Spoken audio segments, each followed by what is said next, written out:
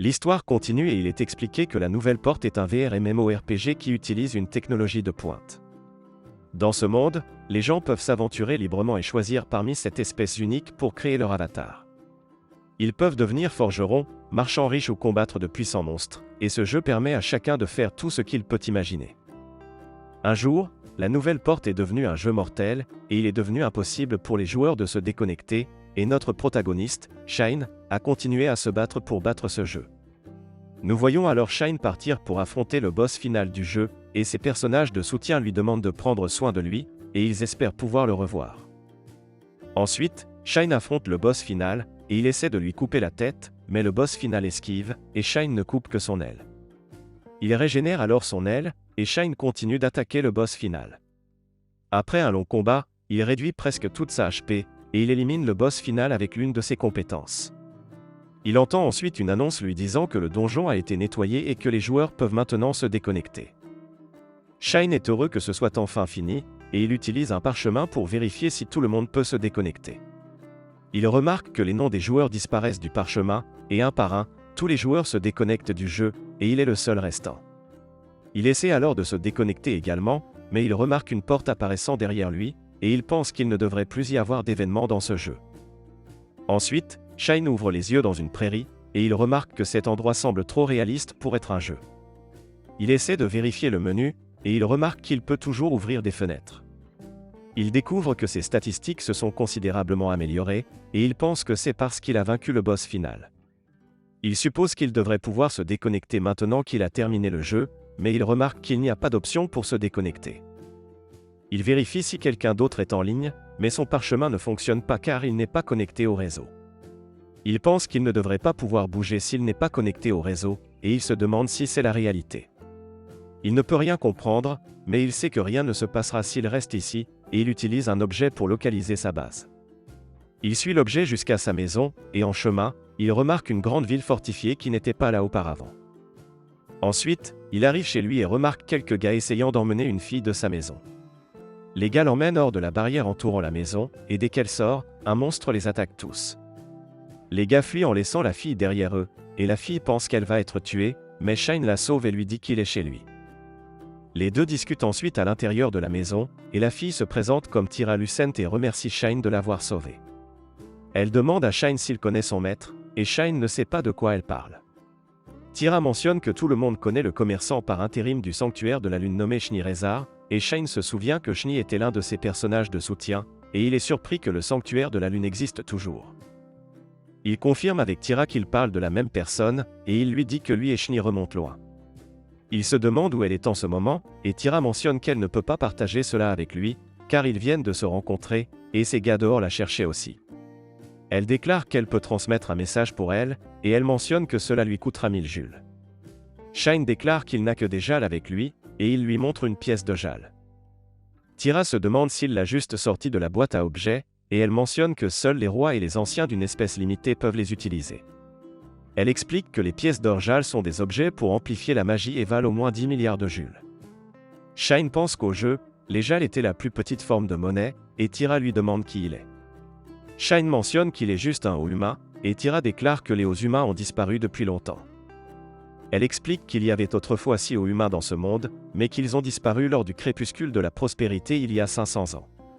Shine se demande ce que c'est, et Tyra explique que le crépuscule de la prospérité était un événement historique où de nombreuses personnes ont disparu, y compris les hauts humains. Shine pense qu'elle doit parler de l'événement de déconnexion de masse, et il réalise que ce monde se situe 500 ans après les événements du jeu. Il remercie Tyra de lui avoir tout dit, et il lui donne la pièce de Jal. Tyra hésite à l'accepter et lui demande s'il ne va pas essayer de la reprendre. Shine déclare qu'il ne le fera pas, et elle est heureuse de tenir une pièce de Jal. Shine lui dit que cela devrait lui être utile car les elfes utilisent la magie, et Tyra se demande si elle lui ressemble à un elfe. Shine déclare que oui, et Tyra ne peut pas le croire, car même son maître lui a jeté un sort d'illusion. Shine se demande pourquoi elle ferait cela, et Tyra explique que les elfes aux cheveux noirs sont un symbole de malheur. Elle déclare qu'à cause de cette chevelure noire, les monstres l'attaquaient fréquemment, et elle a été chassée de son village. C'est à ce moment-là que son maître l'a sauvée, qu'elle a mis une barrière autour de cet endroit, et qu'elle vit à l'intérieur de cette barrière depuis un siècle maintenant. Shine réalise qu'elle a été attaquée plus tôt à cause de sa malédiction, et il se demande s'il existe un moyen de lever cette malédiction.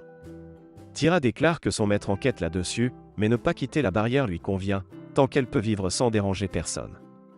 Shine lui demande alors si ses cheveux ont toujours été noirs, et elle mentionne qu'ils étaient argentés auparavant, mais qu'elle a été soudainement maudite et qu'ils sont devenus noirs. Shine pense ensuite à ses symptômes et utilise sa compétence d'analyse pour découvrir qu'elle a le titre maudit appelé Don Maudit. C'est la raison pour laquelle ses cheveux sont devenus noirs, et elle est attaquée par des monstres, et il lui dit qu'il y a un moyen de lever sa malédiction. Il utilise ensuite sa compétence de purification, et cela enlève la malédiction à Tira, mais seulement une partie de ses cheveux devient argentée. Tira est heureuse de revoir ses cheveux argentés après si longtemps, et elle ne peut pas croire que sa malédiction a été levée. Shine déclare qu'elle devrait essayer de sortir de la barrière, et Tira hésite à le faire, mais Shine lui dit de ne pas s'inquiéter, et il mentionne qu'il vaincra les monstres s'ils apparaissent.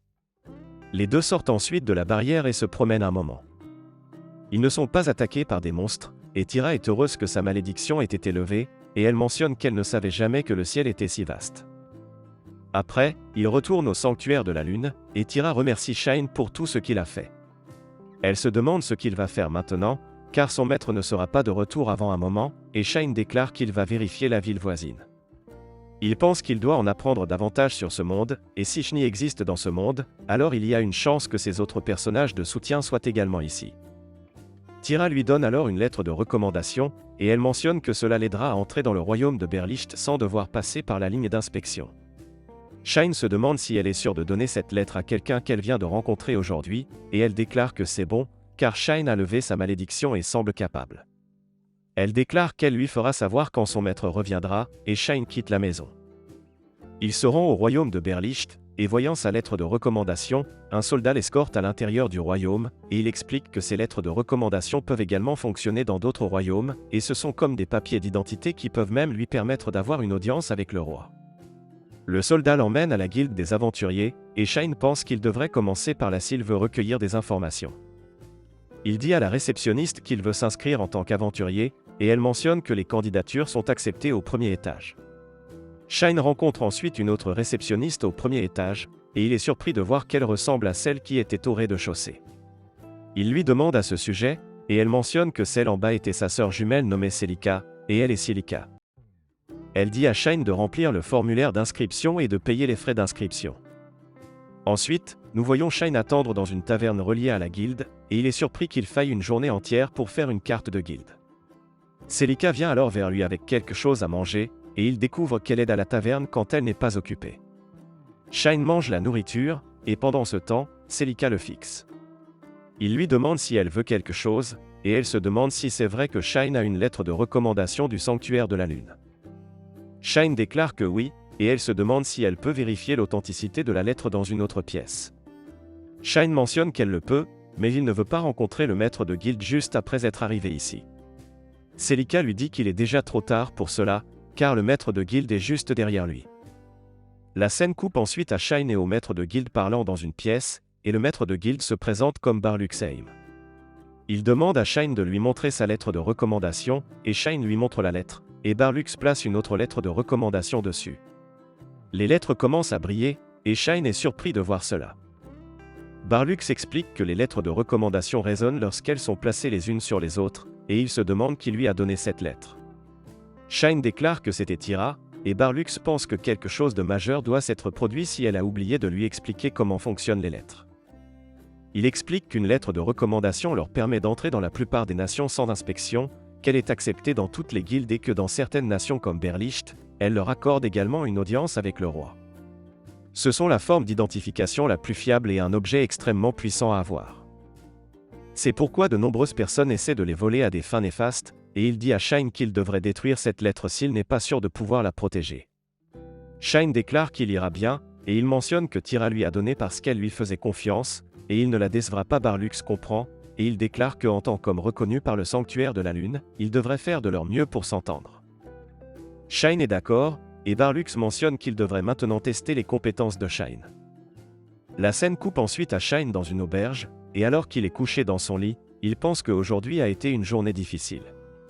Il déclare qu'il essayera de monter en grade demain après avoir obtenu sa carte de guilde, et il s'endort.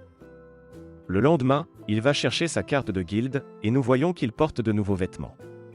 Shine pense qu'un aventurier de rang inférieur ne devrait pas s'habiller aussi magnifiquement, et Celica lui donne sa carte de guilde. Elle mentionne qu'il y a 9 rangs d'aventuriers, et c'est étant le plus élevé et G le plus bas, et nous voyons que Shine commence en tant qu'aventurier de rang G.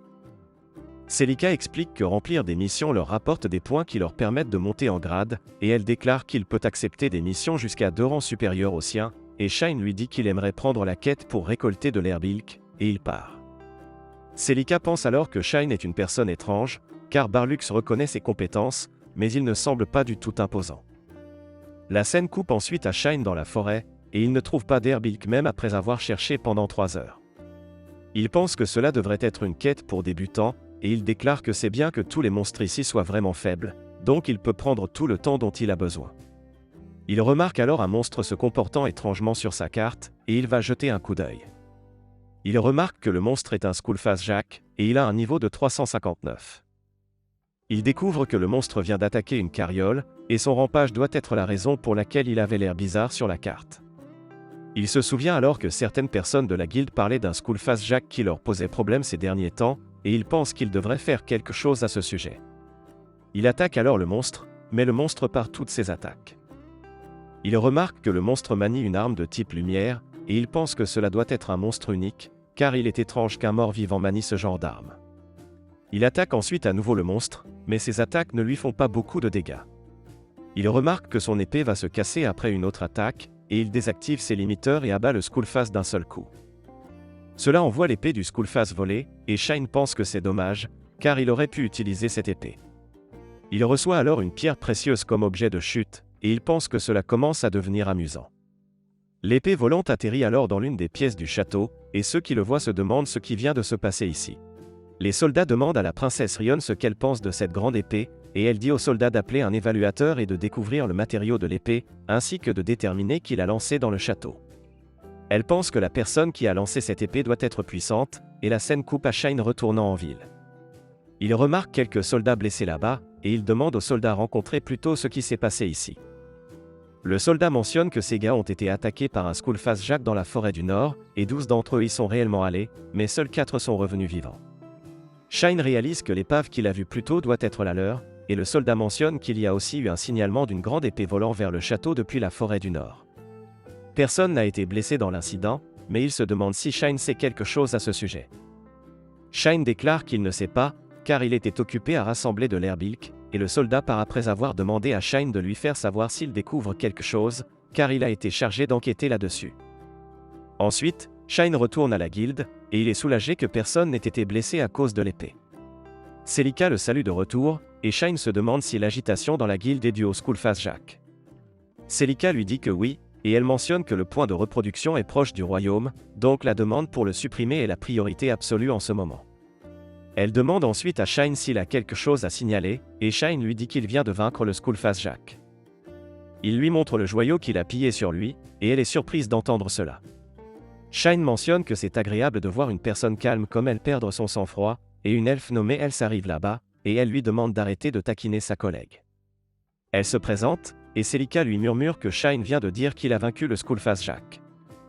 Else est surprise d'entendre cela, et Shine mentionne qu'il n'a rien pour prouver cela, car l'équipement du Skullface n'était pas si génial, donc il s'est abstenu de le piller. Else lui dit qu'ils ont besoin au moins d'une compétence de rang B ou beaucoup d'argent pour récupérer l'équipement de classe Jack, et Celica déclare que pour l'instant, il devrait faire évaluer le joyau pour voir s'il possède la magie d'un Skullface Jack. Elle dit à Shine qu'elle va garder le joyau pour l'instant, et Shine n'a aucun problème avec cela. Il demande ensuite à Else si Skullface apparaît souvent dans la forêt du Nord, et elle s'explique que les monstres morts-vivants naissent de la rancune et du regret des morts se mêlant à la magie, et comme de nombreux monstres enragés vivent dans la forêt du Nord, des gens y meurent chaque jour. Mais la magie dans la forêt du Nord n'est pas si forte, et un monstre de classe Jack ne devrait pas y apparaître. Shine déclare que c'est étrange car ce Skullface avait un niveau de 359, et Else et Celica sont tous deux surpris d'entendre cela.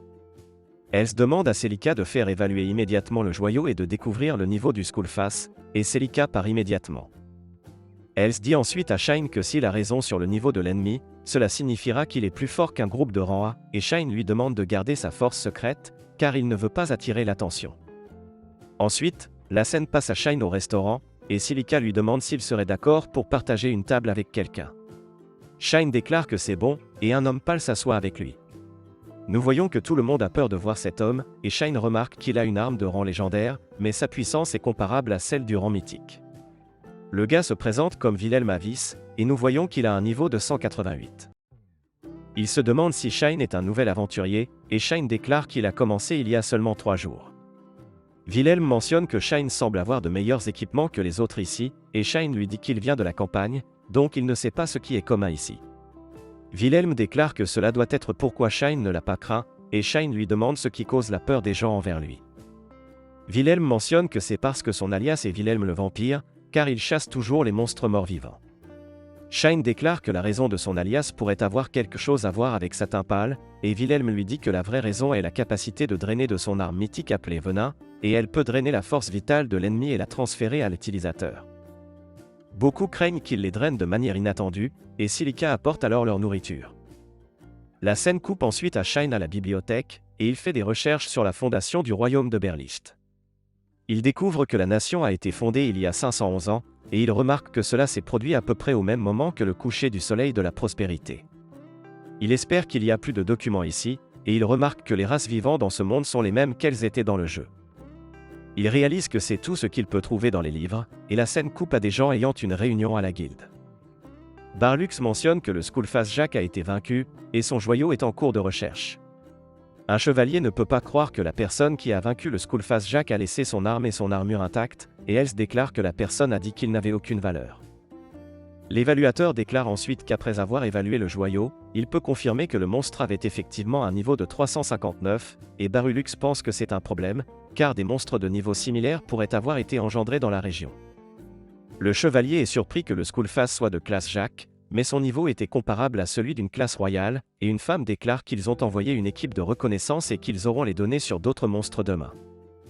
Barlux mentionne que les soldats doivent rester vigilants pendant ce temps, et le chevalier déclare qu'il s'occupera de cela, et il demande à Barlux de lui parler de la personne qui a vaincu le Skullface, et de l'équipement que le Skullface portait. Barlux mentionne qu'il peut parler de l'arme au chevalier, mais il ne peut pas divulguer la personne qu'il a vaincue, comme il l'a demandé. Il se demande pourquoi le chevalier pose la question, et le chevalier mentionne que le jour où le Skullface a été vaincu, une épée est venue voler dans le château, et Barlux se demande quel genre d'épée c'était. Le chevalier déclare que c'est une épée en alliage de Magistal et de Mithril, et elle a même l'enchantement élémentaire sacré permanent. Elle est plus puissante que l'épée royale de leur royaume, et ils ne peuvent pas simplement oublier la personne qui a vaincu un tel monstre, et ils ont aussi un petit problème. La scène passe ensuite à Shine mangeant des snacks en pensant que obtenir des informations est difficile, et il remarque une fille qui fixe sa nourriture. Il lui demande si elle en veut, et elle prend l'une des brochettes. Il se demande si la fille est perdue, et la fille se présente comme Millie. Wilhelm vient alors la chercher, et Shine se demande si c'est son enfant. Wilhelm lui dit qu'elle est juste une enfant de l'orphelinat de l'église, et qu'elle est experte pour s'enfuir. Il doit continuer à la ramasser à chaque fois, et il déclare qu'il est surpris qu'elle se soit approchée autant de Shine, car elle est généralement timide avec les gens. Wilhelm lui dit ensuite qu'il devrait rentrer à la maison, mais avant de partir, Millie murmure quelque chose à Shine. Ensuite, nous voyons Shine dans son auberge, et il se demande pourquoi Millie lui a demandé de sauver le renard dans la forêt du Nord. Il pense que c'est bien, car il n'a rien d'autre à faire jusqu'à ce que Shni revienne, et il vérifiera la forêt, mais avant cela, il doit aller voir Tira. La scène passe ensuite à Shine au sanctuaire de la Lune, et il dit à Tira qu'il a oublié de laisser un message à Shni la dernière fois. Il déclare qu'il veut que Tira lui dise qu'il aimerait la rencontrer si elle se souvient de cette arme, et Tira se demande si c'est une arme ancienne. Shine déclare que oui, et c'est l'arme spéciale de Shni appelée la Lune Bleue. Elle ne peut être utilisée que par lui et Shni, et Tira déclare que même après avoir su combien de pouvoir cette épée détient, elle a peur de l'utiliser. Shine mentionne que cela pourrait être à cause des matériaux utilisés dans la fabrication de cette épée, et il mentionne que son alliage de base s'appelle le Shimradit, il a aussi l'échelle du briseur des océans et la dent du dragon de la mort noire. En entendant les noms de ces monstres, Tira est choquée, et nous découvrons que ces monstres sont des légendes. Shine la ramène à la raison, et il lui dit que si Shni reconnaît cette lame, il saura qu'elle se souvient de lui. Shine donne ensuite à Tira quelques lettres, et il mentionne qu'elle peut les utiliser pour l'informer si elle entre en contact avec Shni. C'est seulement une communication à sens unique, et elle doit simplement écrire le nom de la personne à qui elle envoie la lettre, et elle les trouvera où qu'elle soit. Tira déclare que Shine devrait pouvoir contacter Shni lui-même avec cet objet, et il mentionne qu'il a essayé de le faire, mais ça n'a pas marché. Tira se demande alors si cet objet fonctionne vraiment, et pour vérifier, Shine envoie une lettre à Tira, et ça marche. Il pense qu'il ne pourra peut-être pas envoyer de lettres à Shni car ils ne sont pas familiers dans ce monde, et Tira demande alors à Shine s'il peut avoir un tas de ces lettres. Shine n'a aucun problème avec cela, car il en a beaucoup, et Tira déclare qu'elle veut étudier ces objets magiques, car elle veut devenir magicienne un jour. Shine part ensuite après lui avoir remis les lettres, et Tira envoie une lettre à son maître.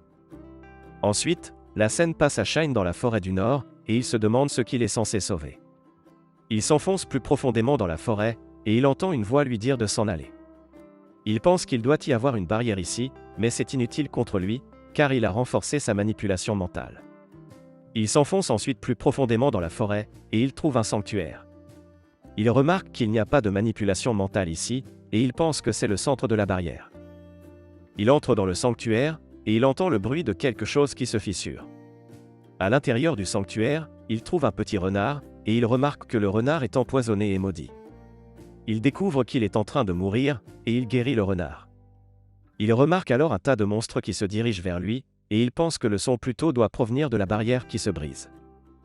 Les monstres se rassemblent alors autour du sanctuaire, et Shine utilise une lance pour les combattre tous, et il parvient à les éliminer facilement. Il découvre alors qu'il y a encore 2 monstres ici, et les statues de renards autour du sanctuaire prennent vie. Nous voyons qu'ils sont des golems envahis, et ils ont un niveau de 674.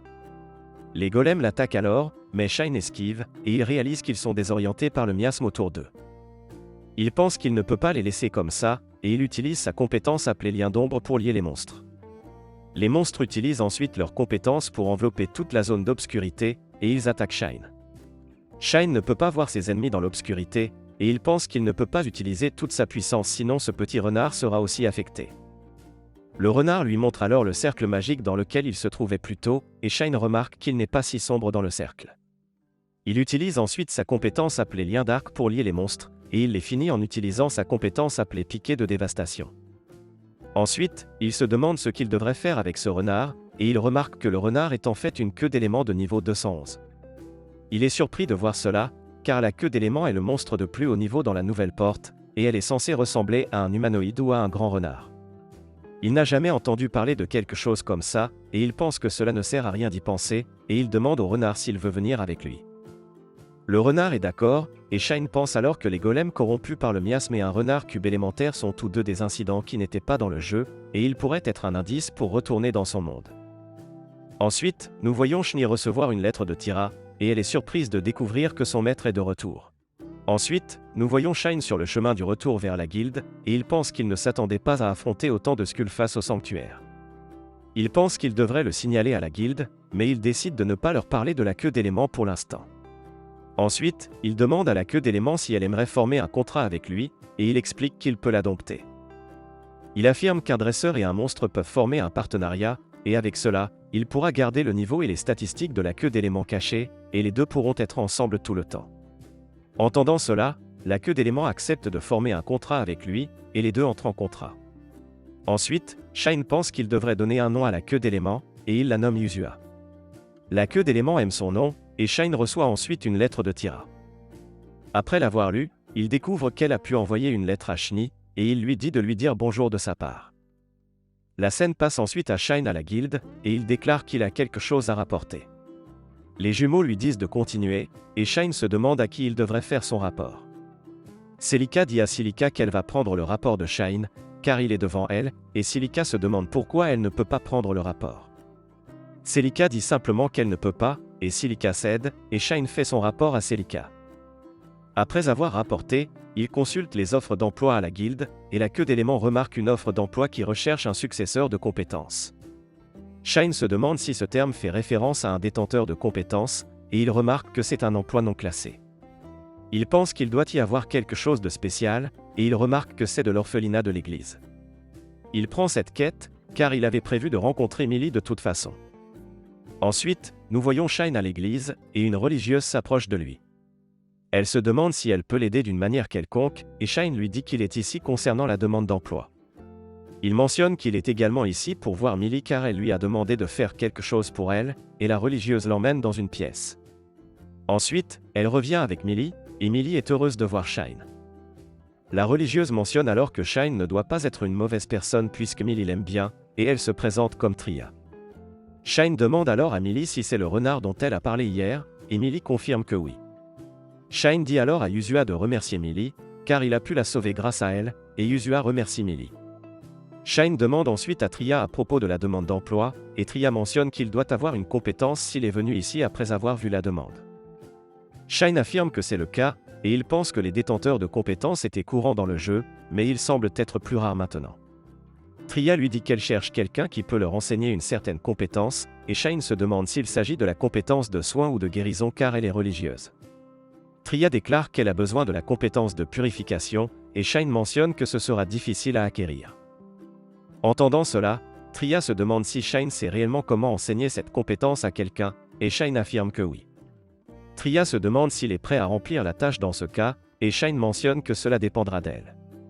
Tria réalise que Shine parle de la récompense, et Shine lui dit qu'il n'aura pas besoin de compensation monétaire, mais il aimerait connaître le pouvoir de Millie, et il aimerait aussi qu'elle partage toutes les informations que l'Église acquiert. Tria n'est pas sûr de cela, et Shine pense qu'il y a beaucoup de choses qu'il ne sait pas sur ce monde, et il aimerait avoir l'Église comme source de renseignements. Millie dit ensuite à Tria que Shine n'est pas une mauvaise personne, et Tria accepte les termes de Shine. Elle déclare qu'ils ne sont pas des experts en collecte de renseignements, mais ils l'aideront autant qu'ils le pourront.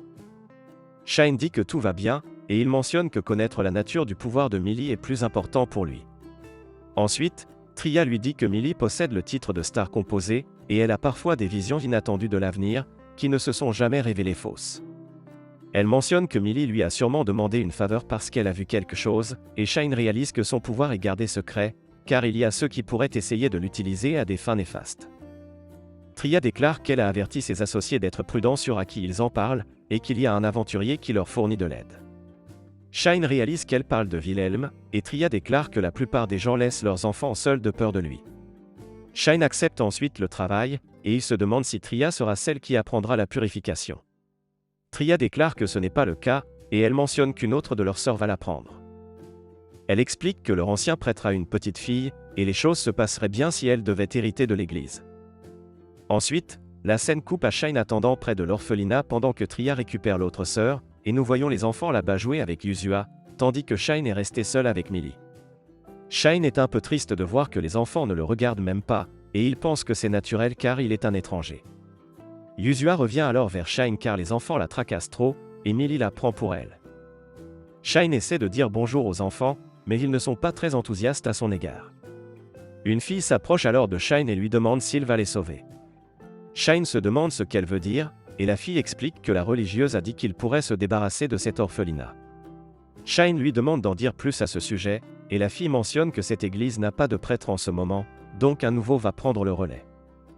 Shine se demande si Tria ne peut pas devenir prêtre, et la fille déclare qu'il faut une compétence spéciale pour devenir prêtre.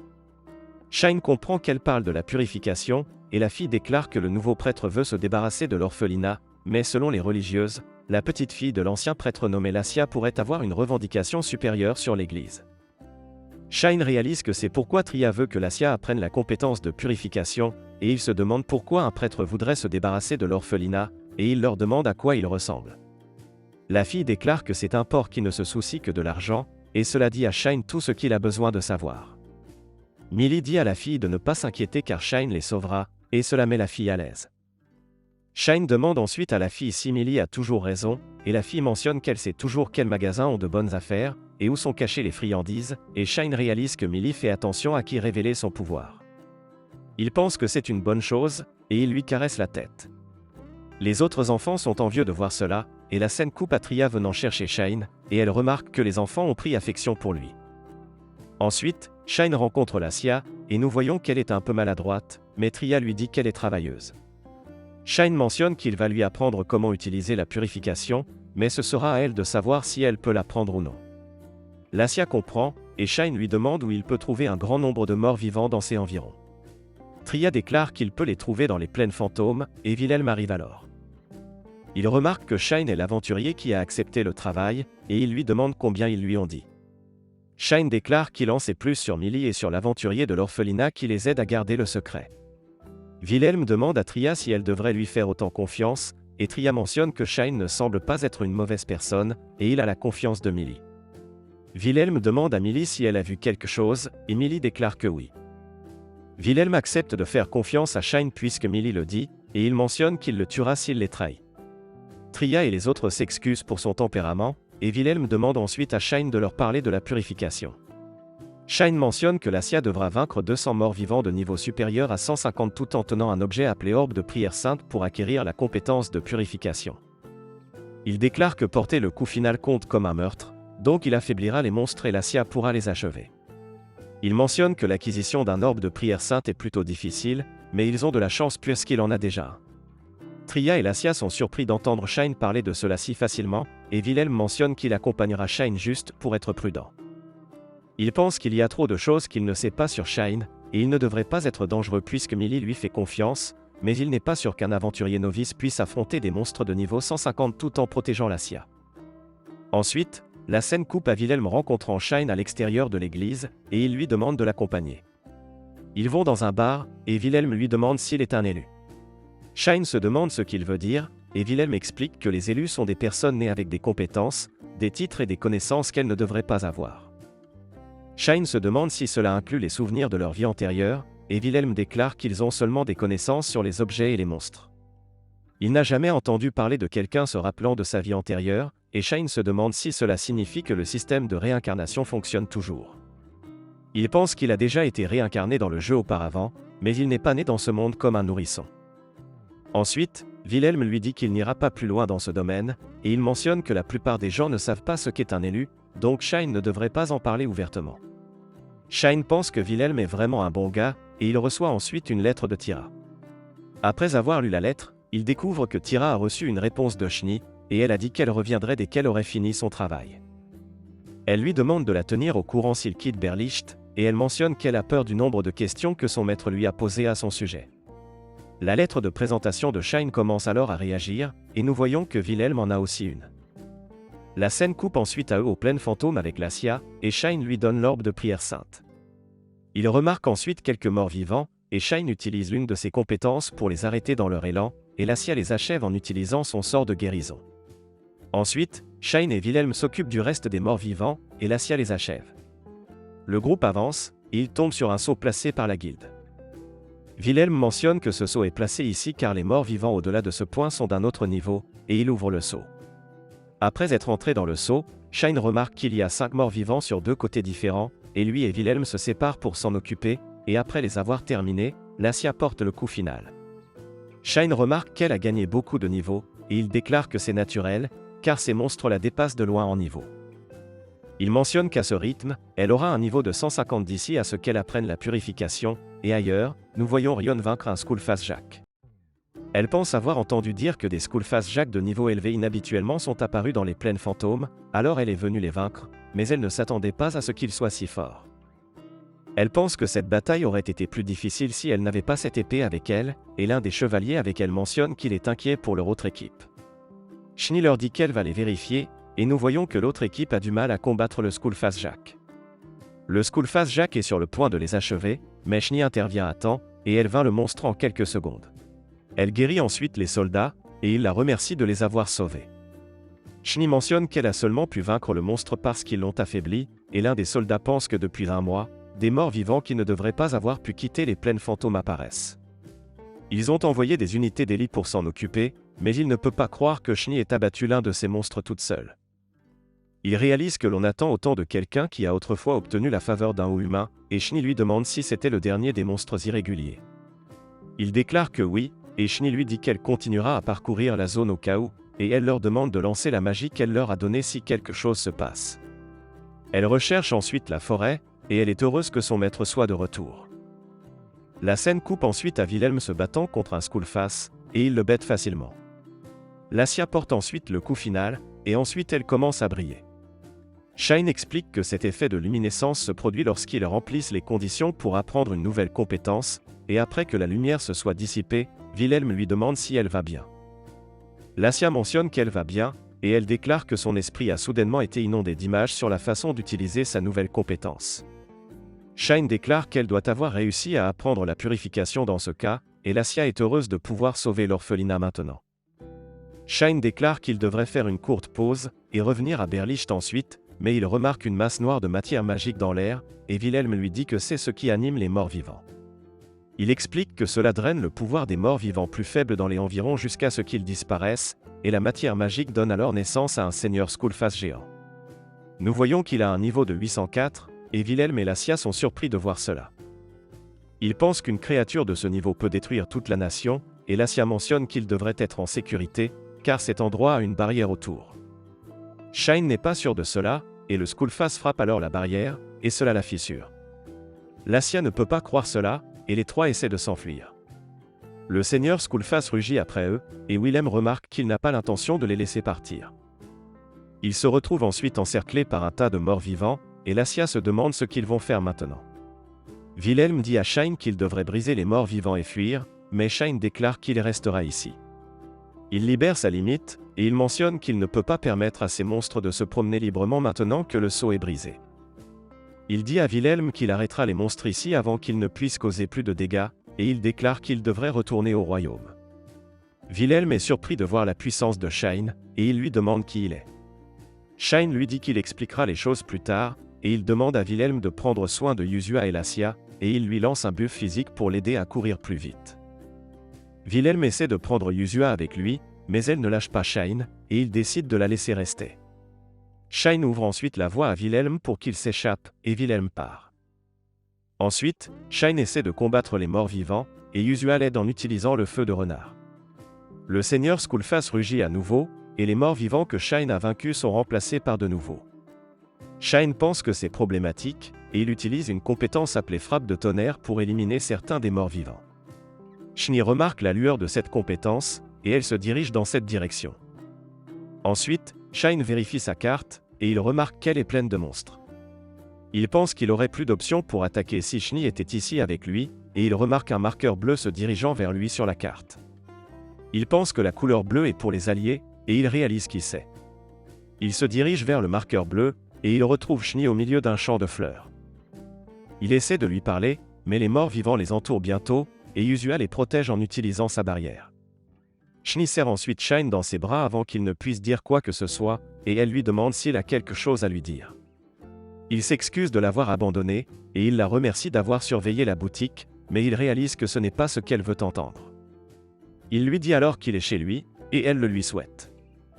Elle mentionne qu'elle pensait que Shine ne reviendrait jamais, et Shine pense que la fin du jeu aurait dû effacer ses données de sauvegarde, y compris le sanctuaire lunaire, Shni et ses autres disciples. Yuzua manque ensuite de puissance, et Shine déclare qu'il devrait s'occuper des monstres avant de continuer cette conversation.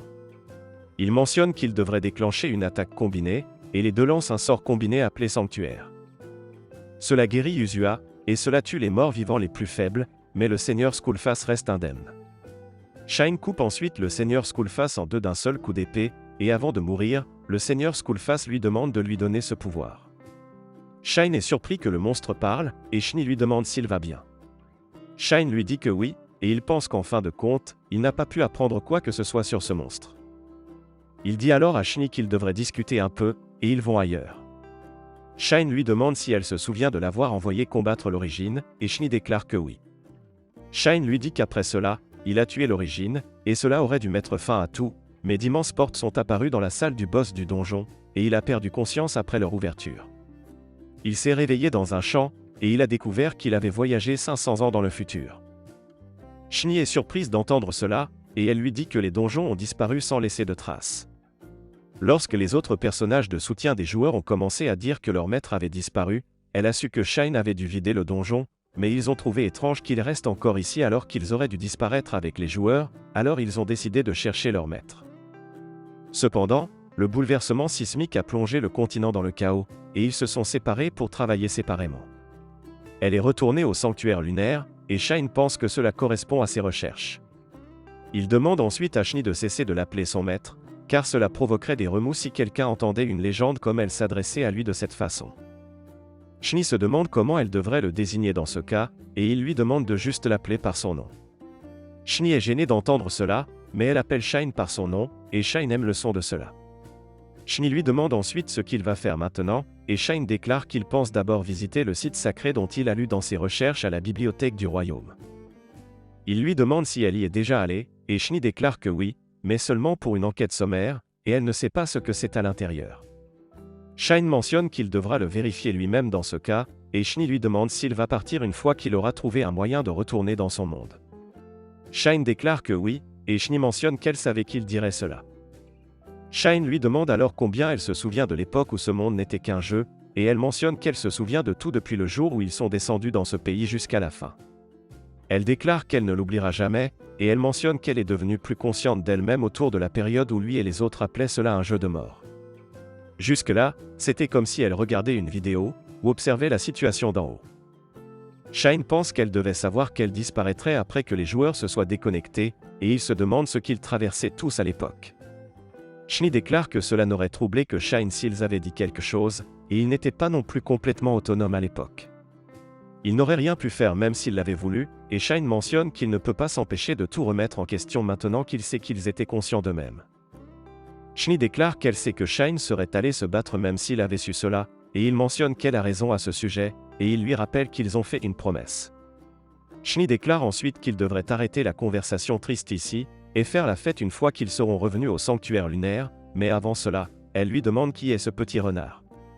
Shine déclare que tous deux sont partenaires, et il présente Yuzua. Il lui dit qu'elle est une queue d'éléments, et Shni mentionne qu'elle savait que ce n'était pas un esprit ordinaire dès qu'elle a posé les yeux sur ses queues. Shine est surpris d'entendre cela, et il remarque que Yuzua a maintenant 3 queues, et elle salue Shine d'un bon matin. Shine est surpris de l'entendre parler, et Yuzua mentionne que sa tête s'est éclaircie lorsque cette chose noire a disparu. Shine pense ensuite que le sanctuaire était également entouré de Skullface, et le seigneur qu'il a vaincu plus tôt devait être leur chef.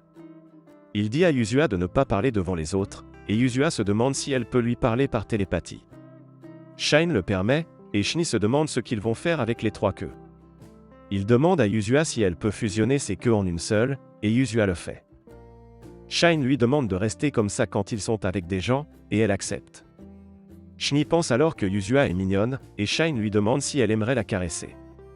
Shni déclare qu'elle le ferait, et pendant qu'elle la caresse, elle mentionne que Shine arrive toujours à la surprendre.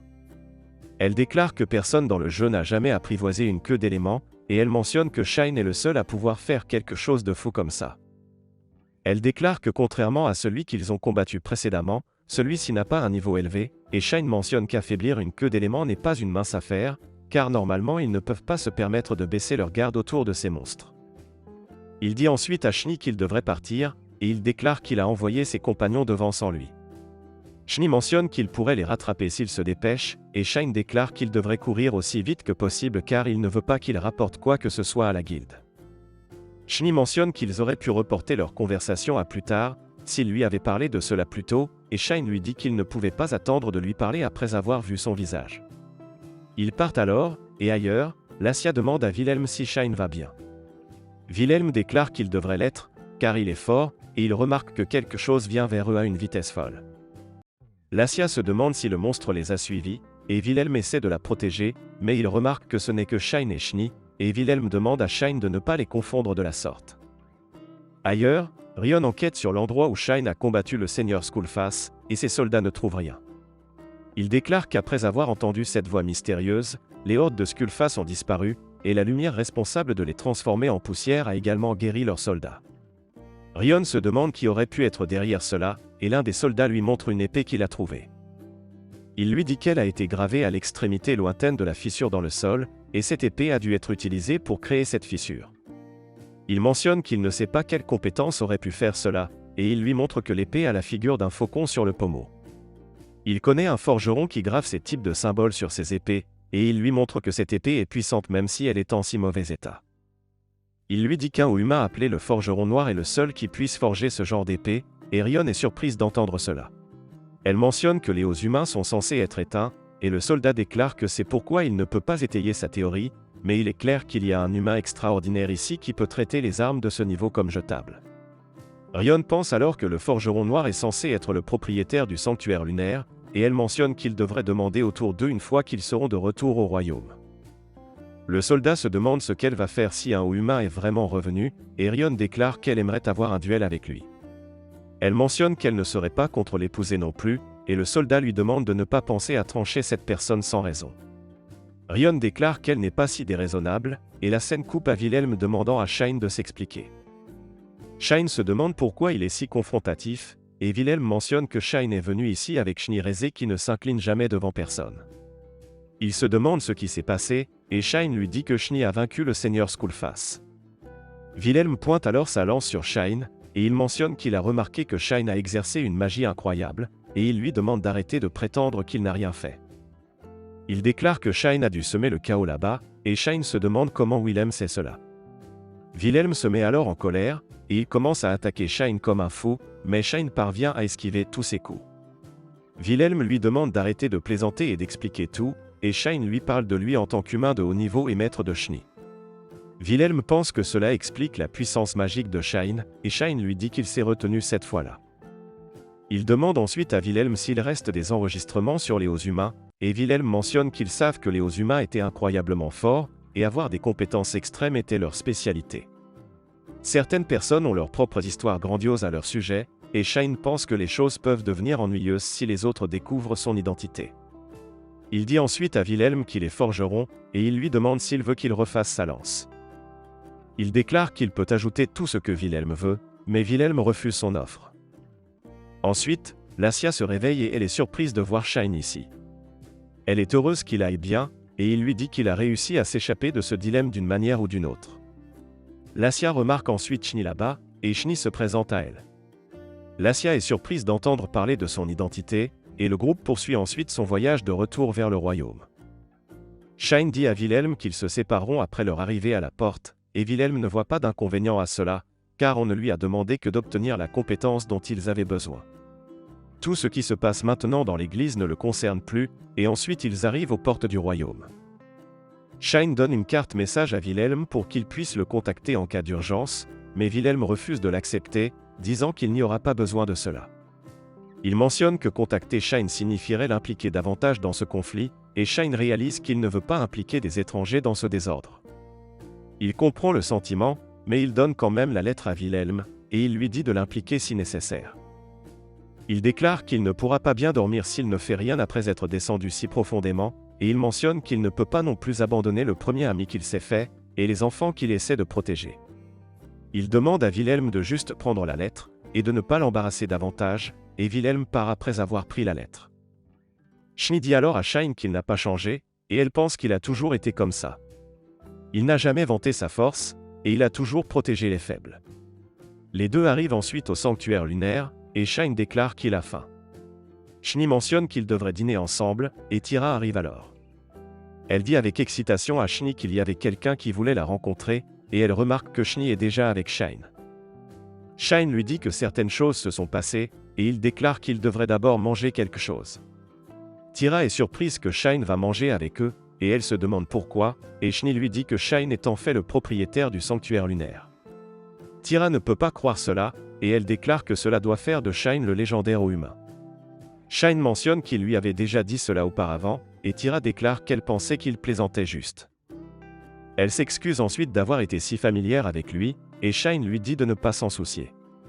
Tira se demande s'il ne va pas l'expulser, et Shine déclare qu'il ne le fera pas. Shine lui parle ensuite de Yuzua, une queue d'élément qui peut parler, et cela la surprend encore plus. Ensuite, les trois dînent ensemble, et Tira déclare qu'elle n'a jamais vu ces plats auparavant, et elle mentionne que Schnee semble être très généreuse aujourd'hui. Elle remarque ensuite une sorte d'aura émanant de leur nourriture, et elle se demande de quels ingrédients elle a cuisiné. Shine ne peut pas voir l'aura, mais il mentionne que les fruits sont des fruits idéaux et des poires topazes, les légumes sont du radis sang et des oignons kalima, et la viande est du lion thermique et du roi ORC. Schnee déclare qu'elle a choisi les meilleurs ingrédients parmi ceux qu'ils avaient, puisque c'est une occasion spéciale, mais elle n'avait pas le temps de faire quelque chose d'élaboré. Shine réalise qu'elle peut faire quelque chose de encore mieux, et Tira déclare que les ingrédients dont il parle sont tous haut de gamme et presque impossibles à obtenir. Shine se demande si c'est vrai, et il demande à Schnee de l'aura dont parlait Tira. Schnee explique qu'il s'agit du reste de mana ou de force vitale dans les ingrédients, et ils peuvent souvent le voir lorsqu'ils préparent de la nourriture avec des monstres puissants et des plantes rares. Ils mangent tous ensuite la nourriture, et ils apprécient chaque bouchée. Shine découvre ensuite que les personnages de soutien ont entrepris de mener leur propre vie, et Schnee déclare qu'ils ont tous compris qu'il valait mieux ne pas s'inquiéter pour Shine. Shine pense que c'est bien, car il ne voudrait pas qu'il cherche quelqu'un qui pourrait ne même pas être là. Shni mentionne que même s'il le faisait, ce serait de leur plein gré, donc Shine ne devrait pas s'inquiéter pour cela. Tira dit alors à Shine qu'il se soucie trop de choses, et il remarque qu'elle est ivre. Tira déclare qu'elle voit 2 de ses maîtres, et Shine demande à Shni si elle est légère. Shni déclare qu'elle ne l'a jamais vue comme ça, et elle la met au lit. La scène passe ensuite à Shine dans sa chambre, et il remarque que Yuzua dort déjà. Il s'endort aussi, et il se réveille la nuit en sentant quelque chose de lourd sur lui. Il remarque que ce n'est pas Yuzua, et il découvre que Shni dort à côté de lui. Il pense que c'est mal, et il remarque qu'elle pleure en l'appelant. Il essuie ses larmes, et il pense qu'il ne sait pas ce que signifient ces larmes, mais il s'excuse quand même. Ensuite, il se réveille le matin, et il remarque que Yuzua s'est transformée en fille. Il est embarrassé de la voir nue, et il lui dit de mettre quelque chose. Il lui donne alors quelque chose qui est généralement porté par les queues d'éléments dans le jeu, et il déclare que cela s'ajustera à sa taille. Yuzua le met, et ils sortent. Shni est surprise de voir que Yuzua peut aussi se transformer en personne, et les 4 d'entre eux prennent ensuite le petit déjeuner. Ensuite, ils discutent, et Shine demande à Yuzua pourquoi elle était à ce sanctuaire. Elle déclare que c'était parce que c'était le moins inconfortable à l'intérieur, et il lui demande si elle sait ce que le symbole dessiné à l'intérieur du sanctuaire était. Yuzua déclare qu'elle ne le sait pas, et Shine pense que cela aurait pu être quelque chose qui pourrait ralentir les symptômes et soulager. Il lui demande ensuite si elle sait quelque chose sur la disparition de nombreuses personnes il y a 500 ans, et Yuzua déclare qu'elle ne le sait pas, car les gens ne viennent pas souvent. Il lui demande ce qu'elle faisait dans ce sanctuaire, et elle déclare qu'au début, elle faisait la sieste au soleil, mais ensuite le sol a commencé à se fissurer soudainement, et les vents tourbillonnaient. Cela l'a réveillée, et elle s'est assurée que le sol ne se fissurait pas trop. Shine comprend qu'il y a eu une catastrophe naturelle, et qu'elle a essayé de l'empêcher, et il pense que cela a du sens, car les queues d'éléments sont capables d'utiliser tous les éléments, et il soupçonne qu'elles sont intervenues avec la catastrophe naturelle d'une manière spéciale. Yuzua déclare que tous ses efforts lui ont fait mal, et elle se reposait dans un sanctuaire, et juste quand elle pensait qu'elle allait mourir, Shine est venu la sauver. Shine est content d'être arrivé à temps, et il déclare que c'était grâce à Millie. Yuzua mentionne qu'elle remerciera encore Millie, et Shine déclare qu'il devrait lui apporter un cadeau. Shni suggère du kafal comme cadeau, et elle explique que c'est une friandise elfique que Tira fabrique. Tira déclare qu'elle en a vendu quelques-unes sur un coup de tête, et maintenant ce sont l'un des produits phares de leur magasin. Shine lui rappelle que le sanctuaire lunaire n'est pas censé vendre de la nourriture, et Shni dit à Shine qu'il ne pourrait pas non plus reconstituer leur stock même s'il le voulait, car Shine est le seul qui peut ouvrir l'armurerie. Shine mentionne qu'il fera quelques épées plus tard pour reconstituer l'inventaire, et Shni déclare qu'il y a quelque chose qu'ils devraient discuter. Shine se demande ce que c'est, et Shni mentionne qu'elle aimerait que Shine rencontre Girard. Shine est surpris que Girard soit toujours en vie, car cela fait 500 ans depuis le crépuscule de la prospérité, et les bêtes hautes comme Girard ne peuvent vivre que pendant 150 ans au plus. Shni lui dit qu'il devrait se dépêcher, car Girard n'a probablement plus beaucoup de temps à vivre, et il attend Shine. Elle lui rappelle que Girard a uni les différentes tribus de bêtes et formé l'alliance des bêtes de Farni. Shine se souvient qu'on l'appelait le premier roi des bêtes, et Shni lui dit que le roi actuel est le 8e, et qu'il a toute la puissance militaire et les capacités d'un leader, et cela a permis à Girard d'attendre Shine en paix. Shine pense qu'il devra voir Girard dans ce cas, et il déclare qu'ils voyageront normalement, car Girard n'est pas en danger immédiat. Il leur demande s'ils pourront partir demain, et ils disent que oui. Tira déclare qu'elle surveillera la boutique comme d'habitude, mais Shni lui dit qu'elle viendra avec eux, et elle déclare que maintenant que Shine est de retour, ils n'ont pas besoin de s'en tenir à cet endroit. Tira se demande ce qu'elle veut dire, et Shine déclare qu'ils emmèneront la boutique avec eux, mais Tira ne comprend pas ce qu'il veut dire. Shine lui dit de ne pas s'en soucier, et il déclare que ce serait bien pour elle de voyager avec eux, car elle peut enfin quitter cet endroit. Tira est d'accord, et Shine déclare qu'ils devraient commencer à se préparer. Il déclare qu'ils auront besoin de fournitures, et Shni déclare qu'elle rapportera d'abord le seigneur Skullface à la capitale. Shine déclare qu'il se rendra à la guilde après avoir forgé quelques épées, et il cherchera également un emploi en direction de Farni, pour pouvoir monter en grade. Shni se demande où il devrait se retrouver, et Shine déclare qu'il lui fera savoir par une carte message. Shni suggère qu'ils devraient former un groupe, et de cette façon ils pourront utiliser la télépathie. Shine forme alors un groupe, et Shni dit à Tira qu'elle devrait profiter de cette occasion pour s'inscrire en tant qu'aventurière. Shine l'invitait à venir avec lui, et elle déclare qu'elle se changera en quelque chose d'approprié avant de sortir. Shine mentionne qu'il l'attendra pendant qu'il forge des épées, et ils se séparent tous. La scène passe à Shine à la forge, et il demande à Yuzua de ne rien toucher, car il y a des épées maudites ici. Il se met ensuite à fabriquer une épée, et il remarque qu'il sait exactement où frapper l'acier. Il pense que cela doit être dû à ses compétences, et il fabrique sa première épée. Il remarque qu'il a rendu celle-ci un peu trop puissante, et elle est aussi imprégnée de magie, et comme elle est bien au-delà du niveau de quoi que ce soit dans ce royaume, elle ne se vendra pas. Il essaie ensuite de faire plus d'épées tout en se retenant, et après un moment, on voit qu'il en a fait un tas. Tira vient alors là, et les deux sortent. Shine regarde sa poitrine, et Tira le remarque, et comme punition, elle dit à Shine qu'il paiera tout aujourd'hui, et il se dirige vers la guilde. La scène se coupe ensuite à Tira et Shine en ville, et Tira se demande s'il y a toujours autant de monde ici. Elle dit qu'elle n'a entendu des histoires à ce sujet que par les clients, et elle a l'impression d'être une enfant allant pour la première fois dans un parc à thème. Shine lui demande de ne pas s'exciter trop, sinon elle se perdra, et elle mentionne qu'elle n'est pas surexcitée. Shine lui dit ensuite qu'ils devraient d'abord terminer leurs affaires à la guilde, puis ils pourront utiliser le reste de leur temps librement. Tira comprend et essaie de guider Shine vers la guilde, mais il lui demande si elle sait où se trouve la guilde, et elle répond que non. Alors, Shine l'y emmène.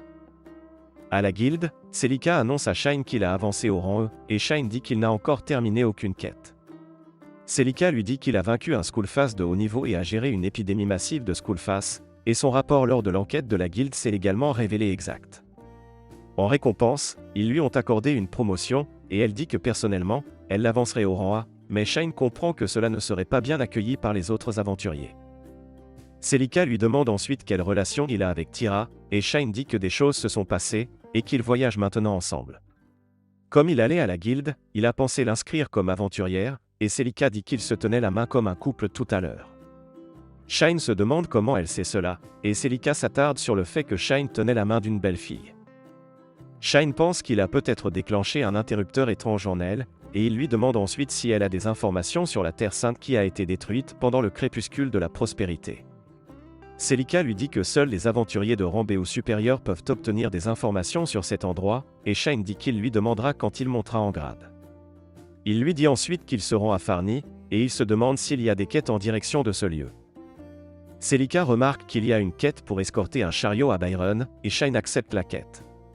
Celica lui dit que le départ est aujourd'hui à midi, et qu'il y a déjà 2 aventuriers qui prennent cette quête, donc Shine devrait les rejoindre à temps.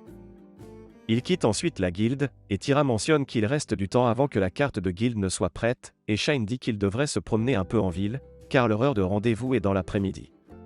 Ils explorent ensuite la ville ensemble, et Tira s'amuse beaucoup.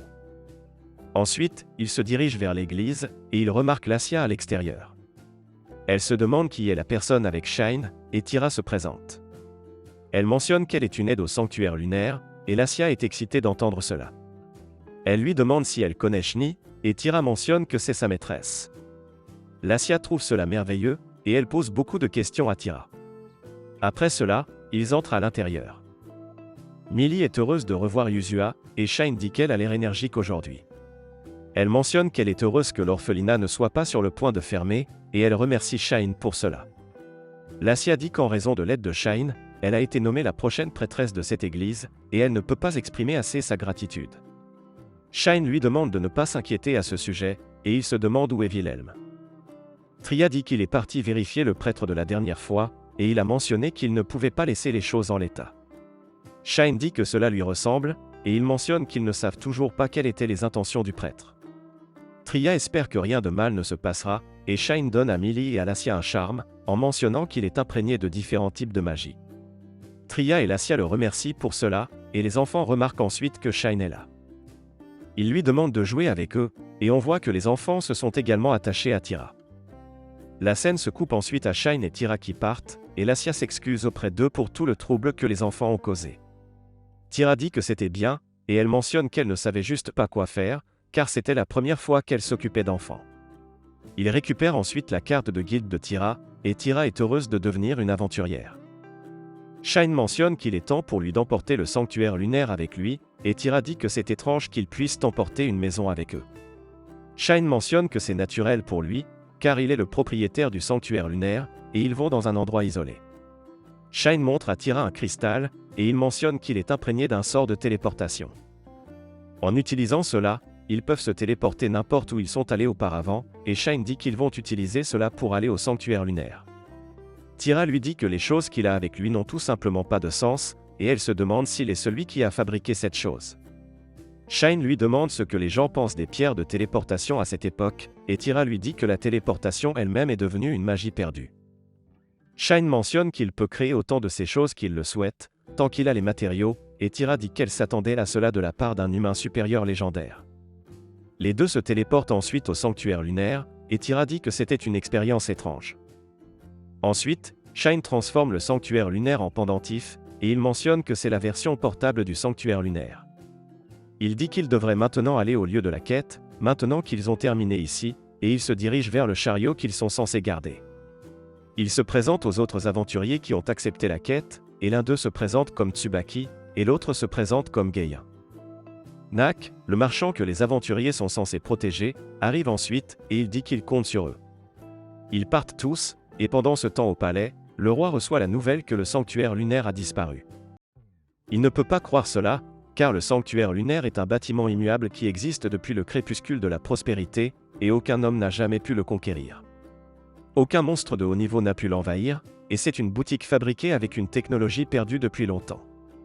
Sa disparition deviendra un problème au-delà du royaume de Berlicht, et la princesse demande s'il y a des nouvelles de Schneerezar. Les ministres lui disent qu'il y a un rapport indiquant qu'elle se dirige vers le château, et qu'elle arrivera dans la journée si le rapport est vrai. Elle dit que Rion n'est pas non plus revenu, et elle mentionne qu'ils savent bien trop peu de choses pour prendre une décision pour l'instant. Elle suggère qu'ils devraient attendre que Schnee arrive, et le roi est d'accord. La scène se coupe ensuite au chariot, et Geiya demande à tout le monde s'ils ont déjà tué une personne. Tira est confuse par la question, et Shine lui dit que c'est une mission d'escorte, et qu'ils peuvent avoir à combattre des humains. Il mentionne qu'il y a une plus grande chance qu'ils soient attaqués par des bandits plutôt que par des monstres, et Tsubaki dit que les gens la sous-estiment à cause de son apparence, mais qu'elle a tué de nombreux bandits. Shine dit que c'est encourageant, et il mentionne qu'il devrait mieux connaître les capacités de chacun pour les aider à combattre ensemble.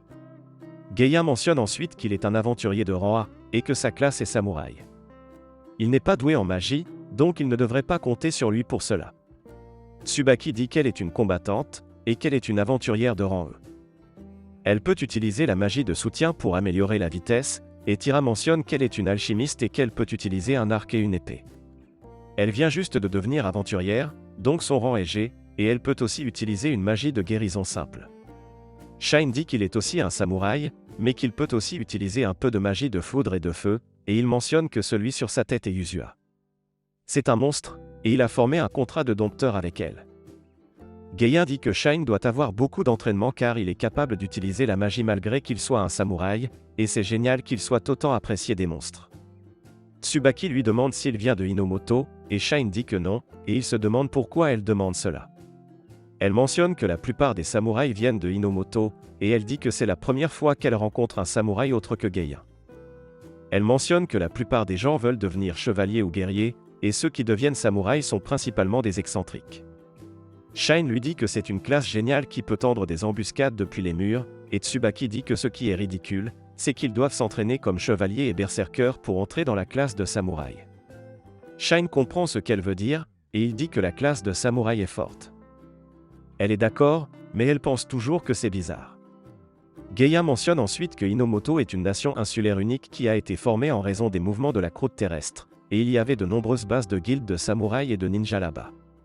Ces personnes sont devenues le centre de la formation du pays, et à Hinomoto, ceux qui veulent être des combattants ont une adoration pour les samouraïs. Shine lui demande les noms des guildes qui ont formé Hinomoto, et Geiya dit que celles connues du public sont Kashofujetsu, Majin Keppuroku, et Koromiko Shrine, et Shine se souvient que ce sont des guildes du jeu. Geiya dit qu'il y avait d'autres petites guildes impliquées dans cela aussi, mais qu'elles ne sont pas bien connues. Le chariot s'arrête soudainement, et Shine et les autres remarquent des bandits à l'extérieur. Il demande au marchand de laisser tout son argent et ses biens s'il ne veut pas mourir, et Shine dit à Nak de rester dans le chariot, et il demande à Yuzua de le protéger. Il se prépare ensuite à se battre, et Tira se demande si elle sera capable de tuer des humains. Elle pense qu'elle doit le faire, sinon ceux qui sont devant peuvent avoir des problèmes, et le chef des bandits dit qu'il devrait aussi laisser Tsubaki ici. Ils mentionnent qu'ils vont s'amuser avec elle, et les autres bandits disent qu'ils vont la faire crier, car ils ne peuvent pas se mettre dans l'ambiance sans bruit. Ils mentionnent qu'ils ne lui donneront pas une mort facile, et Shine devient vraiment en colère après avoir entendu cela. Tira remarque que Shine semble différent de d'habitude, et elle pense que l'aura meurtrière qu'il dégage est dangereuse. Elle remarque ensuite qu'il y a des membres cachés du groupe de bandits dans la forêt, et elle pense qu'attaquer une personne est effrayant, mais qu'elle n'a pas d'autre choix. Gaïen demande ensuite aux bandits de reculer s'ils ne veulent pas mourir, et le chef mentionne qu'il sait que la plupart de leur groupe est de rang ou inférieur. Même si Gaïen est un aventurier de rang A, il ne pourra pas se battre tout en protégeant les autres, et Gaïen pense que cette rencontre ne semble pas être une coïncidence. Shine se demande d'où ils tiennent leurs informations, et Tsubaki dit qu'ils devront leur soutirer cela par la force. Tira tire ensuite sur les membres cachés du groupe de bandits, et les bandits restants attaquent Shine et les autres. Gaïen en abat un, et Tsubaki utilise sa vitesse pour en vaincre un autre. Shine en abat deux à la fois, et en voyant cela, le chef se demande qui sont ces gens. Il mentionne qu'ils sont tous censés être de rang ou inférieur, à l'exception du Dranir, et que leurs armes devraient également être inférieures aux leurs. Shine se dirige ensuite vers le chef avec rage, et il tranche son épée. Il le bête ensuite et l'attache, et le chef dit qu'il va tous les tuer une fois libéré de ses liens. Shine pointe son épée vers lui, et il dit qu'il va lui dire d'où il tient ses informations. En voyant le regard mortel dans ses yeux, le chef a peur, mais avant que Shine ne puisse faire autre chose, Tira lui plaque le visage sur sa poitrine. Tsubaki lui demande ce qu'elle fait, et elle lui demande de lui donner une seconde. Après un moment, elle libère Shine, et elle est contente de voir qu'il est redevenu normal. Shine demande ensuite à Tsubaki de quoi il s'agissait, et Tsubaki dit qu'elle n'en a aucune idée. Ensuite, Tira est embarrassée en pensant à ce qu'elle vient de faire, et elle pense que Shine avait l'air froid et sombre plus tôt, et elle se demande s'il l'a réalisé. Elle se souvient que cela l'a calmée quand sa maîtresse l'a serré dans ses bras, alors elle a fait la même chose pour Shine, mais elle est trop embarrassée pour lui faire face maintenant. La scène passe ensuite à Shine et les autres qui continuent leur voyage en chariot, et Gaïen informe les autres que les bandits ont tenté de piller ce chariot pour chercher des objets liés à l'église. Ils n'ont pas été informés de ce qu'ils cherchaient exactement, et Tsubaki ne peut pas croire qu'ils les aient attaqués sans savoir quoi prendre. Gaïen déclare qu'ils avaient l'intention de les tuer et de partir avec tout le chariot, et Shine se souvient que la nonne avait dit qu'ils avaient besoin d'une autorisation officielle du siège de l'église pour nommer le prochain chef, et il se demande si quelqu'un essayait d'empêcher cela. Il pense qu'il a bien fait de décider d'escorter ce chariot, et la scène passe à leur arrivée à Baireum.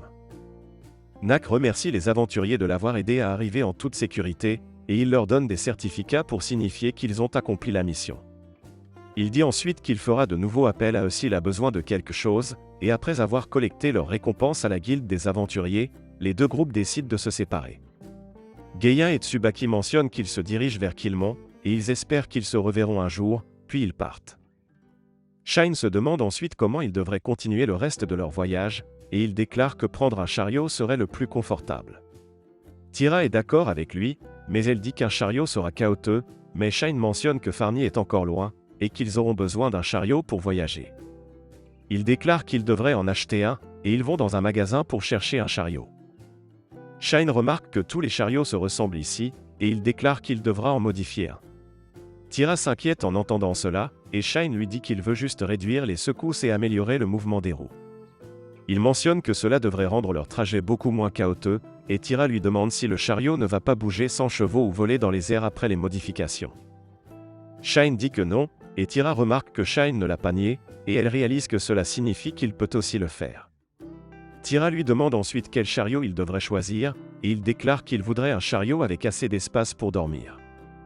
Il remarque un chariot de taille adéquate, et Tira pense que c'est parfait. Shine dit ensuite au propriétaire du magasin qu'il aimerait acheter celui-ci, et il mentionne qu'ils viendront le chercher quand ils quitteront la ville. Le propriétaire lui demande s'il a déjà choisi des chevaux pour ce chariot, et Shine dit que non. Le propriétaire dit alors qu'ils devraient obtenir des chevaux avec des jambes fortes s'ils veulent ce chariot, et qu'ils devraient probablement acheter 2 chevaux car il est un peu trop lourd pour un seul. Shine mentionne qu'il a entendu des rumeurs sur des gens utilisant des monstres pour tirer des chariots, et le propriétaire dit que c'est vrai, mais qu'ils devront pouvoir dompter un monstre pour que cela fonctionne. Shine le remercie pour l'information, et il quitte le magasin. Il reçoit ensuite un appel télépathique de Shni, et elle lui dit qu'elle a terminé ses affaires dans le royaume. Elle lui demande où il est maintenant, et il dit qu'il vient d'acheter un chariot à Baireum. Ils mentionnent qu'ils doivent maintenant trouver des chevaux, et Shni dit qu'elle capturera un monstre pour tirer le chariot. Elle mentionne qu'elle arrivera à Bayreum dans la journée, et elle lui demande de l'attendre là-bas. Shine accepte, et il lui dit de prendre son temps. Shni lui dit ensuite que le château était très préoccupé par la disparition soudaine du sanctuaire de la lune, et Shine ne peut pas y croire. Shni dit que tout le monde avait l'air pâle, et elle mentionne que cela leur fera du bien, car elle en avait assez de leurs flatteries incessantes alors qu'ils essayaient de l'observer et de la recruter. Shine lui dit que cela a dû être dur pour elle, et il comprend que tout royaume cherchant à renforcer son armée aimerait l'avoir de son côté. Shni dit qu'un royaume a même osé revendiquer la propriété du sanctuaire de la lune, et elle a envisagé d'éradiquer toute la nation. Shine dit qu'ils ont dû penser qu'ils l'obtiendraient s'ils avaient le sanctuaire de la lune, et Shni mentionne qu'il y a aussi eu des gens qui ont proposé le mariage. Shine pense que cela semble plausible, car il a rendu Shni incroyablement belle, et Shni lui demande s'il est jaloux. Shine dit qu'il est un peu jaloux, et Shni est heureuse de l'entendre. Elle mentionne que Shine devrait la prévenir s'il trouve une auberge où passer la nuit, et Shine dit qu'il le fera. Nous voyons ensuite Tira vérifier quelques articles dans un magasin local, et Shine lui dit qu'il devrait maintenant chercher une auberge. Le propriétaire du magasin dit qu'elle peut leur recommander une bonne auberge s'ils n'en ont pas déjà trouvé une, et la scène passe à eux à l'auberge qu'elle a recommandée. Ils pensent que cette auberge semble chère, et ils vont réserver une chambre. La réceptionniste leur demande s'ils vont partager une chambre, mais ils sont embarrassés, et ils choisissent de rester dans des chambres séparées. Shine dit ensuite que cette auberge leur a coûté la moitié de l'argent de la récompense qu'ils viennent de gagner, et il ne peut pas croire que la dame du magasin leur ait recommandé une auberge si luxueuse. Tira mentionne qu'elle a dû penser que les aventuriers seraient capables de se le permettre, et elle dit que cette auberge est en fait célèbre à Bayreum. Ils voient ensuite leur chambre, et ils réalisent que les prix sont justifiés. Yuzua se transforme ensuite en forme humaine, et Shine pense que puisqu'ils ont du temps avant le dîner, il va entretenir ses armes. Ensuite, nous le voyons polir son arme, et Tira entre dans la chambre. Elle lui demande s'il a informé son maître qu'il séjourne dans cette auberge, et Shine dit que oui. Il mentionne qu'elle arrivera en ville demain, et Tira dit qu'il devrait se reposer d'ici là. Ensuite, il dîne, et Tira dit qu'elle va se coucher après avoir pris un bain. Yuzua lui demande si elle peut prendre un bain avec elle, et Tira accepte. Yuzua l'emmène ensuite dans le bain de la chambre de Shine, et Shine pense qu'il va continuer l'entretien de ses armes, mais il ne peut pas se concentrer en entendant des bruits venant du bain, et il décide d'être un gentleman et d'ignorer les bruits. Nous voyons ensuite Shni face à un monstre dans les montagnes, et le lendemain, Shine se réveille à l'auberge. Il dit ensuite à Tira qu'il va travailler sur le chariot jusqu'à ce que Shni arrive, et il lui demande ce qu'elle va faire. Elle mentionne qu'elle est curieuse des modifications, alors elle va regarder Shine travailler, et la scène passe à Shine au magasin de chariot. Il pense qu'il va commencer les modifications en altérant les essieux, et il installe des ressorts dans le chariot pour aider à la suspension afin de réduire les secousses. Il termine cela en quelques secondes, et il pense qu'il ne reste plus qu'à ajouter des roulements à billes. Tira se demande si les modifications prennent toujours si peu de temps, et Shine réalise qu'ils sont censés éviter d'attirer l'attention. Il mentionne qu'il va installer les roulements à billes de manière plus conventionnelle, mais Shni le contacte, et elle dit qu'elle est au-delà de la porte nord, et Shine lui dit qu'ils vont s'y rendre tout de suite. Il dit qu'il devrait finir cela bientôt et la rejoindre, et Tira réalise qu'il va aussi précipiter cette modification. La scène passe à Shine, Tira et Yuzua se dirigeant vers la porte nord, et ils sentent quelque chose devant. Tira leur demande ce qu'ils ressentent, et il mentionne qu'elle le découvrira bientôt. Ensuite, ils remarquent un Gruophasiojade géant, et ils sont tous surpris de voir cela. Shine mentionne que normalement, ce monstre a un niveau maximum de 650, mais il remarque que celui-ci a un niveau de 751. Il dit que celui-ci doit être unique, car ils n'ont généralement pas de cornes, et Shni mentionne que ce monstre va tirer leur chariot. Shine lui demande où elle a capturé un tel monstre, et Shni dit que c'est de la montagne sacrée voisine. Tira pense ensuite que Shni perd toute raison quand il s'agit de Shine, et nous voyons que le monstre s'est déjà attaché à Tira. Shine pense que ce doit être un monstre amical, et il dit qu'ils sont coincés avec lui puisque Shni l'a déjà apprivoisé. Il lui demande pourquoi elle a choisi ce monstre, et elle dit qu'elle savait que le monstre tirant le chariot de Shine devait être de classe bête sacrée. Shine lui dit que c'est beaucoup trop grand, et cela les fera ressortir, et Shni dit qu'elle s'attendait à quelque chose comme ça, et elle montre à Shine que le monstre peut changer de taille. Le monstre rétrécit, et Shine dit que cette taille devrait convenir.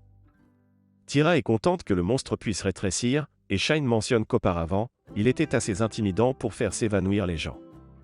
Il dit qu'il ne s'attendait pas à ce que Shni apporte quelque chose d'un niveau si élevé, et Shni se demande si elle a fait quelque chose de mal. Tira lui dit que la plupart des gens ne penseraient jamais à faire tirer un chariot par une bête sacrée, et Shni est triste qu'il n'aime pas cela. Shine essaie alors de la réconforter, et il dit qu'il est heureux d'avoir une bête sacrée cool pour tirer son chariot. Yuzua parle ensuite à la bête sacrée, et elle dit qu'ils peuvent compter sur lui. Shine est surpris que les monstres puissent parler entre eux, et il se demande quel est le nom de ce monstre. Shni lui dit que son nom est Chimère parce qu'il peut utiliser des compétences d'illusion et de tonnerre. Les 4 d'entre eux attachent ensuite Chimère au chariot, et ils lui demandent de les emmener à Farni. Ils partent, et Shine pense que cela se sent incroyable. Tira remarque que ce chariot n'est pas du tout chaotique, et Shni dit qu'il surpasse même le carrosse royal. Nous voyons ensuite Yuzua parler à Chimère en chemin, et Shine lui demande de quoi il parle. Elle dit qu'il parle de l'enfance de Chimère, et elle explique que Chimère et sa mère régnaient ensemble sur la montagne sacrée, mais un aventurier a vaincu sa mère, et seule Chimère a survécu. Cela rend Shine triste car il faisait la même chose quand ce monde était un jeu, et Yuzua dit qu'après cela, Chimère a couru aussi vite qu'il pouvait, et il a été sauvé par une fille elfe. Ensuite, il a travaillé pour devenir plus fort, et il est retourné à la montagne sacrée. Shni se demande si c'est pour cela que Chimère a baissé sa garde autour d'elle, et Yuzua dit que Chimère l'a suivie parce qu'elle sentait familière. Elle mentionne qu'il pouvait sentir l'odeur de Tira sur Shni, et Shine se demande si Tira était la fille qui a sauvé Chimère. Yuzua dit qu'il a raison, et Tira se souvient qu'elle a sauvé un chiot blessé quand elle était enfant. Yuzua mentionne que Chimère dit qu'il l'a rencontré il y a 100 ans, et Tira réalise qu'il est le même chiot qu'elle a sauvé à l'époque. Shni dit que dans ce cas, elle va transférer la propriété de Chimère à Tira, et elle mentionne qu'il ne devrait pas y avoir de problème tant que les deux l'acceptent. Ensuite, Shni dissout son contrat avec Chimère, et Tira forme un contrat avec lui. Cela la fait presque s'évanouir, et Shine la soutient.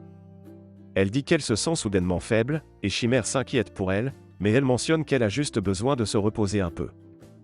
La scène passe ensuite au groupe campant dans la forêt la nuit, et Shine demande à Shni si elle a laissé Tira avoir Chimère pour qu'il puisse la protéger.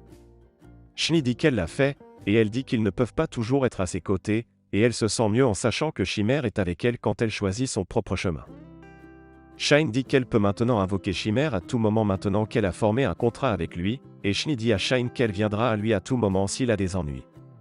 Shine la remercie pour cela, et il dit qu'elle est la seule vers qui il peut se tourner quand il est vraiment dans le pétrin, et cela rend Shni heureuse. La scène passe ensuite au groupe dans le sud-ouest de Farni, et il remarque une paire d'hommes bêtes. Shni mentionne qu'elle a envoyé un message à Girard, et ils doivent être là pour les rencontrer. Les hommes bêtes les saluent ensuite, et ils mentionnent qu'ils sont là sur les ordres de leur premier roi. Shni leur demande de les conduire à Girard, et avant de partir, Shine range le chariot dans son stockage. Chimère rétrécit également à une taille portable, et il se dirige ensuite vers le manoir du premier roi. En chemin, Shine se demande si Shni connaît les 2 hommes bêtes, et Shni dit qu'ils sont les petits-enfants de Girard. Ils arrivent ensuite au manoir, et ils rencontrent Girard, et il est heureux de revoir son maître. Merci d'avoir regardé les parties 1 à 7, les autres parties seront sur ma chaîne. Merci d'aimer et de partager la vidéo si vous l'avez appréciée, et n'oubliez pas de vous abonner et d'activer la cloche de notification pour continuer à recevoir des mises à jour sur les résumés d'animes.